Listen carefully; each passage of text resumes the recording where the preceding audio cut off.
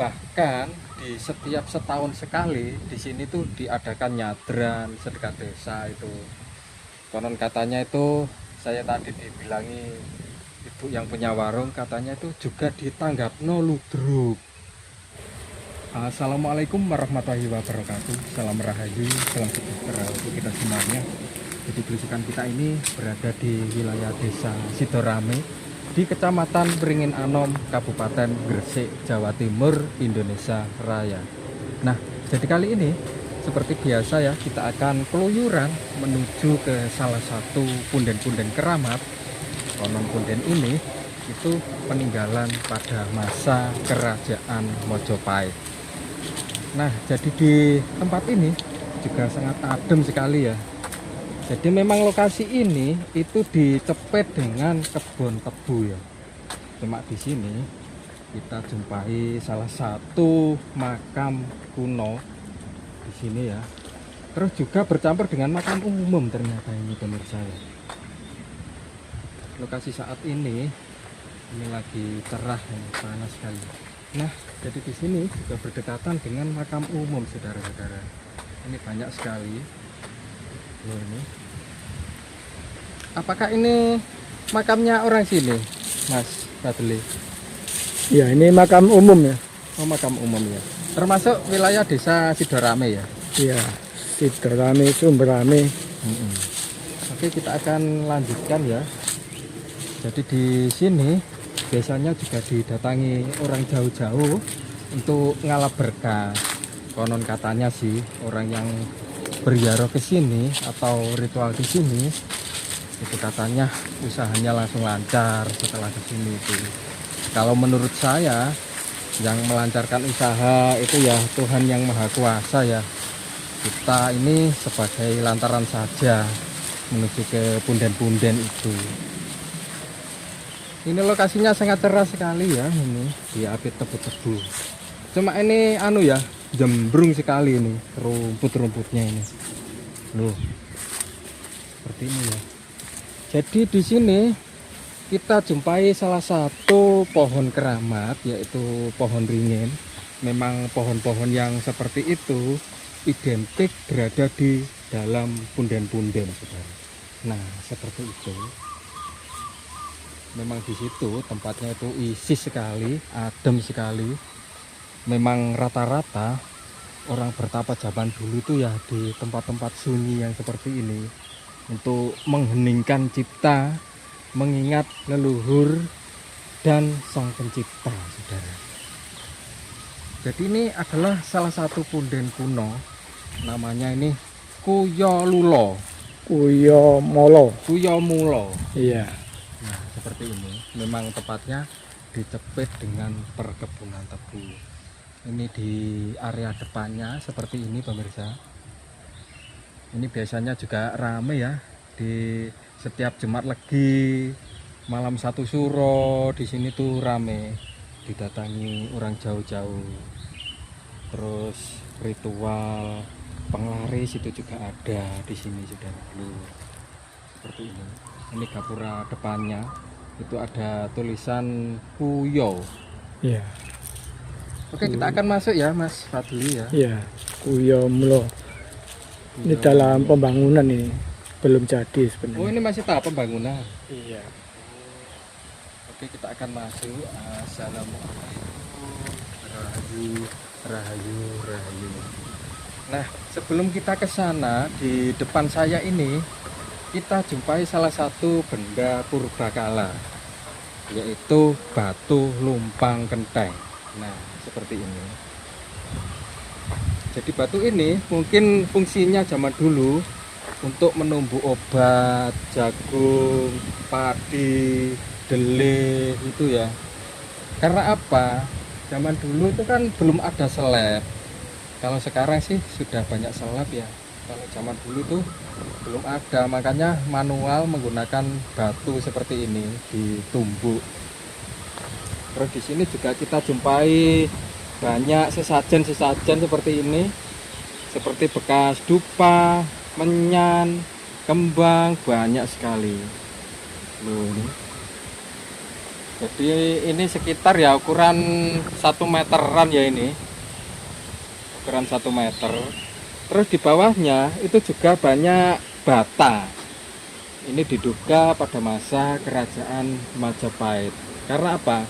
Ini bata-batanya juga besar-besar sekali loh ini. Itu ada coretan 3.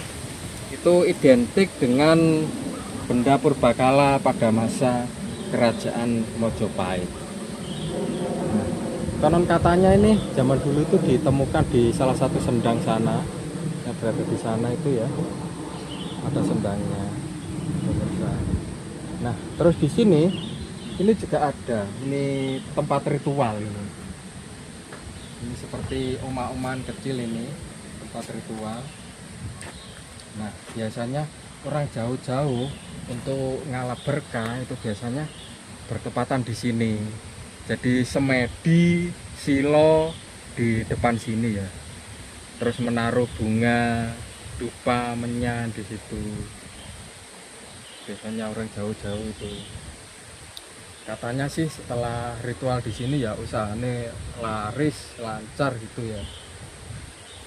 Kata sang penghiarohnya. Jadi ini tempatnya berada di bawahnya pohon ringin. Nah ini kita jumpai apa ini, kendi ya, kendi. Terus juga ada baskom, entah itu fungsinya buat apa ya. Yang jelas baskom itu di dalamnya ada bekas dupa, bisa jadi ya untuk menaruh bunga mungkin. Oh iya, untuk menaruh bunga, karena apa, di situ banyak bunga-bunganya itu. Seperti ini. Ini ukurannya ya sekitar 1 meteran ini. Nah, terus di bawahnya ini seperti batu dorpel. Batu dorpel itu sepertinya yang berada di pinggiran candi. Ini kondisinya sudah diubet-ubeti oleh akar ringin. Seperti ini pemirsa.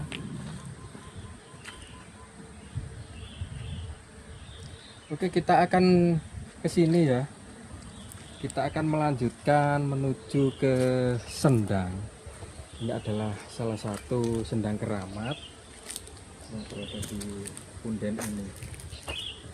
Nah, ini sendangnya. Jadi di dalam sendang itu diperkirakan di dalamnya adalah salah satu candi petirtaan. Karena apa? Di sini banyak dijumpai bata-bata kuno, terus benda purbakala seperti batu lumpang itu. Kalau sendang ini ukurannya ya sekitar 7 meter kali 10 meteran lah mungkin ya. Seperti ini pemirsa. Oke, kita akan melihat ke sana Mas Fadli ya. Iya. Akan melanjutkan. Nah, seperti ini pemirsa. Ini kira-kira bisa ke sana? Bisa? Bisa. Oh, bisa. Ya, kita hati-hati. Pelan-pelan. Oke, kita akan ke sana. Oh, ternyata juga banyak ikan nih. Bismillahirrahmanirrahim. Seperti ini sekarang ini adalah sendang lurau. Nah, ini kalau dilihat dari jauh tadi itu saya pikir perahu. Nah, kita ini kedalaman berapa? Cuma yang jelas di sini sekitar tahun 2021 itu ditemukan benda-benda purbakala di sini, seperti batu lumpang, seperti bata-bata kuno itu di sini. Memang ini kan diperkirakan itu peninggalan pada masa kerajaan Majapahit pemirsa. Kalau di sini ada sendang, bisa jadi zaman dulu ini dibuat mandi-mandi putri-putri kerajaan. Dengan wayu ini itu ya. Soalnya pada zaman kerajaan itu putri-putri cantik itu sukanya mandi di sendang. Karena katanya itu ya mandi di sendang itu bisa suci gitu ya. Terus bisa mendapatkan ilmu. seperti itu pemirsa. Makanya seperti di Mojokerto itu juga ada Patirtan Jolotundo, itu kan juga didatangi orang jauh-jauh untuk ritual. Ternyata banyak burung nih. Cuit cuit cuit cuit cuit cuit cuit.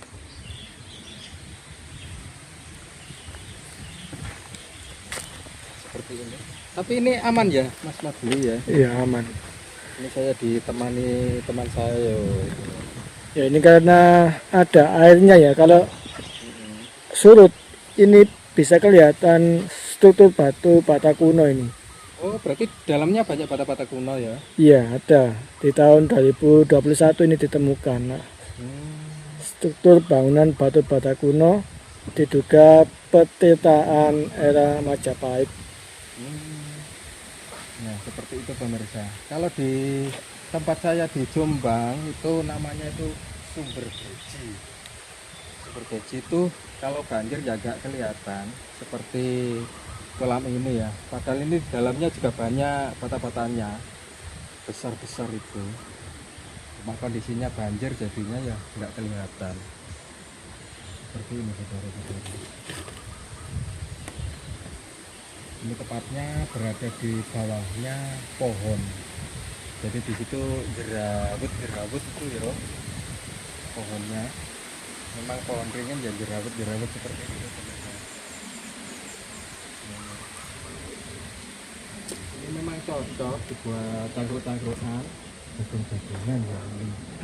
Ini airnya bersih, bening. Ini padahal di area pegunungan di Gresik, tapi ini tidak pernah kering. Ajaib sekali sebenarnya. Memang peninggalan Majapahit ya seperti itu.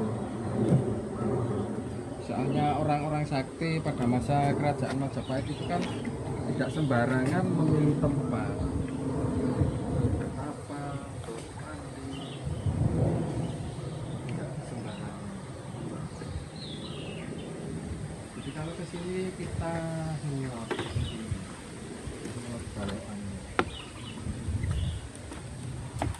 Ini kita akan naik. Nah, jadi di sini itu ada salah satu gubuk, cuma kondisinya ini sudah reok ini. Nah, ini ada gubuknya.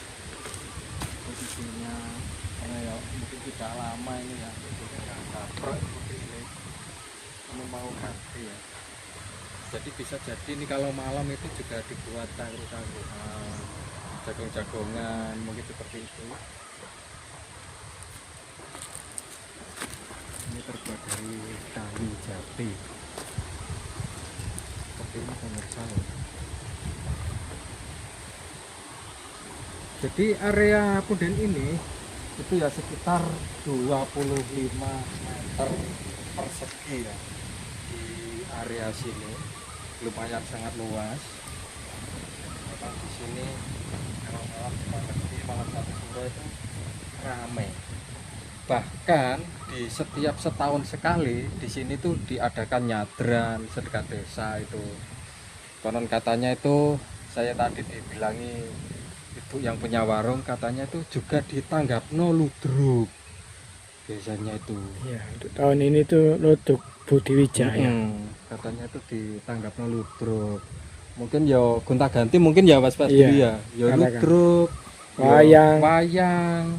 Bisa jadi jaranan juga. Seperti itu. Oke, kita akan mubeng ke sana ya. Kita akan mumuk. Nah, seperti ini. Ini benda berbakala tadi. Itu biasanya untuk ritual orang jauh-jauh itu. Nah, ini dikasih kain ya. Ini seperti kain merah putih. Entah itu dalamnya apa ya itu. Seperti gua ya. Loh, itu atasnya seperti biasanya itu dibuat tidur-tiduran itu Iya, atasnya. seperti rumah ya. Seperti rumah pohon. ya. Iya. Seperti rumah pohon. Seperti rumah pohon ya. Ini konon menurut ceritanya itu sering ditemukan benda-benda pusaka di sini ya Mas Dili ya. Iya. Zaman dulu itu. Mungkin yang menemukan itu ya warga sini. Terus mungkin ya orangnya itu juga ngerti bareng antik. Iya, ritual. Ritual dulu. Kalau orang-orang awam seperti saya ini ya nggak ngerti lah barang-barang antik, bahkan mengambilnya caranya pun kita nggak bisa. Nah, di sini kita jumpai salah satu batu. Ini batu unik ya ini. Ini seperti kepala naga. Duh, ini mirip-mirip kepala naga. Oh, ternyata dekat dengan makam itu. Iya, dan makam juga ya. Itu makam umum apa makam pribadi? Makam keluarga. Oh, makam keluarga ya. Iya. Nah, seperti itu. Oke, ini saya perlihatkan sendangnya dari sini biar lebih jelas ya. Karena tadi kan kita lewat sana, sekarang kita lewat sini. Nah, seperti ini pemirsa. Ini airnya sangat jernih sekali. Jadi memang zaman dulu ini juga diperkirakan pemandian putri-putri zaman kerajaan Mojopahit. Seperti ini. Karena zaman dulu kan juga belum ada gedungan, kamar mandi itu. Jadinya putri-putri raja itu mandinya di sendang Patirtan. Makanya di dalamnya itu juga terdapat bata-bata kuno yang diperkirakan usianya sudah beratus-ratus tahun lamanya. Itu ya pohonnya. Jadi pohon ini itu kalau diukur dengan rangkulan manusia itu ya sekitar 10 rangkulan ini. Soalnya apa, ini sangat bau besar sekali dan tahu hijau sekali ini. Besar tinggi. Mungkin ini usianya juga sudah beratus-ratus tahun mungkin. Berarti mungkin zaman dulu kain itu diubut